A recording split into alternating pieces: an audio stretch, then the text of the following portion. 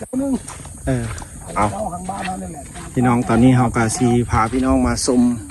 แบบอย่างการเฮ็ดนาของป่าอึ่งเพิ่นพี่น้องเอ้ยของพ่อใหญ่เฮ็ดเกษตรพี่น้องนอกจากสวนมะทั่วแล้วเพิ่นก็ยังมีเฮ็ดนาพี่น้องเฮากะสิพาพี่น้องลงมาทงพี่น้องอันนี้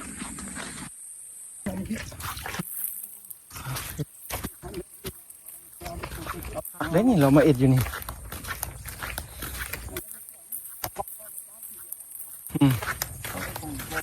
โอ้แผ่เอาอย่างมาใส่อยู่นี่เอาสบายดีพี่น้องเด้อเบิร์ดสุภูสุคนเมื่อกี้นี้เขาก็พาไปเบิ้งสวนมะทั่วพี่น้องของเศรษฐกิจอีกอย่างหนึ่งของพ่อใหญ่เพิ่นพี่น้องแล้วอันนี้เขาก็พาพี่น้องมาลงทุ่งนาพี่น้องเพราะว่าที่มาเบิ้งแบบอย่างเพราะว่าอยู่นาเพิ่นนี่เพิ่นเอ็ดละเอียดหลายพี่น้องเพราะว่าเมื่อบ้านนี้กับโบเอ็ดคือเพิ่นโบคือย้อนอย่างย้อนหนึ่งเพิ่นจะตัดหญ้าคะนาพี่น้องโบให้คะนานี่หกของเพิ่นนี่นะพี่น้องโบให้คะนานี่หกแล้วก็นาเพิ่นจะงามแตกต่างหมู่รถพี่น้องเดี๋ยวเบิ้งนี่ตอนนี้ก็มาฮอดแล้วบ่นี่นาแล้วบ่นี่นี่ละมาฮอดละเอาใช้สีพาพี่น้องเบิ้งให้แล้วไหนกำนี้ก็แม่นนี่กำนี้ก็แม่นเฮ็ดนาหวานเด้อพี่น้องเด้อจะขี้เด้อปีนี้เด้อจะขี้นี่เบิ่งไหมพี่น้องตั้งกันได้นี่ก็จะโค้งก้อนเขาหน่อยนึงโค้งหลายละของเพิ่นอันนี้ของเจ้าหน่อยเนาะอันนี้ของเขาโอ้เบิ่งโคมงามจนดำพยาบาลอยู่ฮะพยาบาลแว่นถ้าลงไปที่2ให้อะไรจะยาวไปคนที่2ให้3ให้เข้าอีหยังนี่ใบเข้าคือใหญ่แท้นี่อันนี้โอ้เข้าไม่นะเข้าไม่ไปเอาอยู่สูตรมาวะเข้าเพื่อนว่าเข้ากันทาดอกคำ2โอ้เข้าทาดอกคำ2เข้ามาใส่นาแซงก็ได้ใส่นาปีก็ได้นี่บ่อันบอนตัดหญ้าตัดยังไงตัดหญ้านี่พี่น้องเพิ่นตัดได้นี่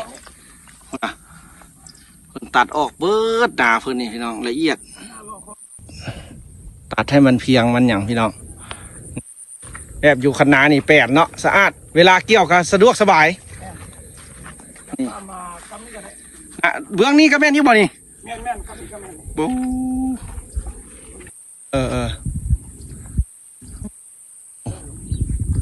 ครับอันนี้นะปีนาแซงได้เบิดโอ้เบื้องนี้ก็ตัดมดขนาดนี้โอ้เบื้องไว้นี่น้องเด็กแค่ไหนเพิ่นเห็ดบ่คือหมู่เพิ่นว่านะนาเพิ่นก็ต้องงามกว่าหมู่นี่พี่น้องสะอาดสะอ้างเพิ่นเอ็ดแบบให้มันจบมันงามนี่เบื้องพี่น้องนี่นาเพิ่นละเอียดได้ตัวย่างนี่ก็สะดวกสบายเนาะตัวเบื้องอันซ้ายนี่บ่แม่นบ่แม่นหมดป้อแม่นทั้ง2แถวเลย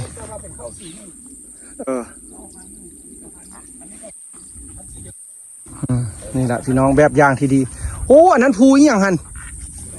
นภูอีหยังโอ้ไม่ไรนกตัวเข้ากันเลยสิจะเป็นมารเป็นห่วงอะไรได้เนาะป้าเบิ่งขนาเพิ่นพี่น้องงามใส่ละเอียดสมเพิ่นว่าแท้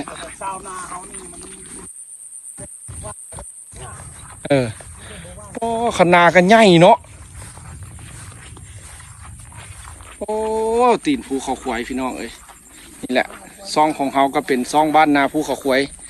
แบบจากชีวิตจริงเลยพี่น้องอันนั้นก็เป็นว่าจะเป็นภูเขาควายยาวไปหุ่นละไทยนะติดเบื้องนั้นเป็นมุกดาหารเนาะบึงการวะบึงการมุกดาหารจะแม่นตัวกับสวรรค์เขตเนาะอยู่เครื่องสวรรค์เขตพุทธอันนั้นเลยโอ้นาเพิ่นงามพี่น้องนี่ทางไปหุ่นแล้วก็จะเป็นหน้าเขื่อนน้ำงืมพี่น้องหน้าเขื่อนน้ำงืม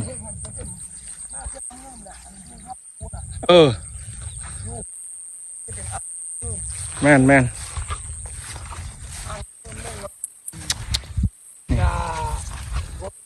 เศรษฐกิจของจีนโอ้คาสิโนแดนสวรรค์ว่าซั่นซะแดนสวรรค์น้ำเงินรีสอร์ทที่ว่าน่ะเพิ่นร้องเพลงในตัวนี้แหละมาว่ากับนาเฮานี่แล้วว่าบ่มีเป้งน้ำบ่ได้เอ้าบ้านเยอะนี่สิหยุดก่อนสิถามนี่ แบบจังไหนนาจึงงามนี่แบบมีเทคนิคแนวใดมีขี้งัวขี้ควายหรือว่าใส่ปุ๋ยหรือว่าจังไหน ขั้นตอนเราให้เฮ็ดนาเนี่ยเขาก็ว่าเฮ็ดก็คือบ้านคือเมืองก็เฮ็ดละเขาก็บ่เคยเฮ็ดดอก เขาก็ได้มาแล้วเพื่อนที่เพื่อนไทยเพื่อนนาให้เห็นเราก็เฮ็ดตามเพื่อนไปแล้วแต่ว่าเขาก็ตัดหญ้าคันนามากเป็นคนละเอียดเด้พี่น้องเพิ่นมักแบบตัดหญ้าคันนา วานบ่อนใดอันน่ะวานละเอียดวานเอาห้างได้น้อยนึงก็ห่วงง่ายดีค่าหญ้าได้ดีคันบ้านที่แล้วก็ห่วงน้อยแมนมันอัพกันปีนี้ก็บ่ปานใดเด้อปีนี้เด้อคันนาบ่ปานใดซ้ำนี้บ่ปานใดวะนี่บ่งามวะนี่บ่ปานใดซ้ำนี้นาบ่งามพี่น้องแล้วมันนาแล้วฝนตกมาใส่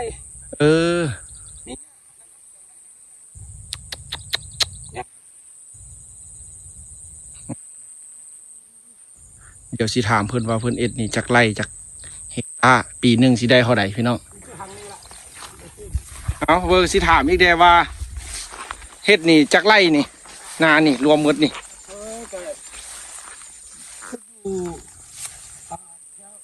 แถวนี้ก็คืออยู่8 ไร่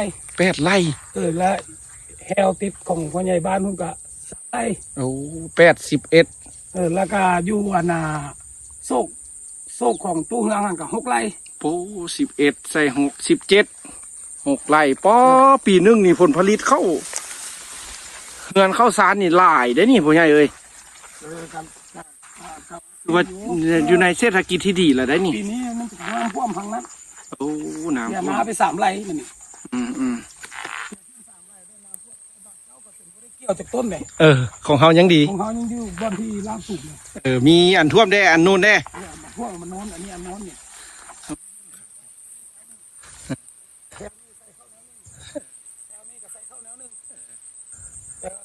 เวลาเกี่ยวกับไล่เรียกอะไรแหละเข้าคนละอย่างพี่น้องเพิ่นว่านะบางนี้ก็เข้าสนิดนึงเข้าบางนี้เข้าสนิดนึงแต่ตัวนี้เป็นห่วงแล้วพี่น้องเนี่ยขนาดตัดสุดสองแล้วนี่